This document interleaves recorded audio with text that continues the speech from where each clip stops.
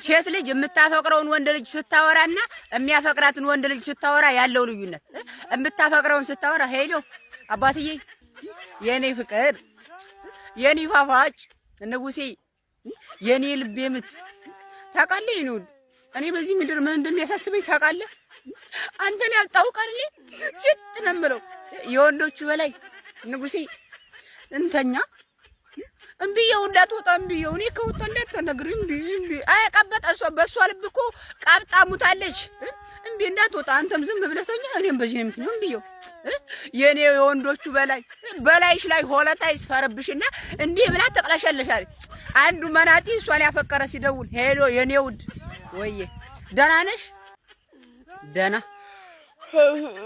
እንዴት ነሽልኝማ አለሁ። እንዴት ነህ? ጠፋህ? አረ ምንም አትፈልግኝም እንዴ? ማለት ከተመቸህ ትደውላለህ። እኔ እኮ አልተመቸህም ብዬ ነው።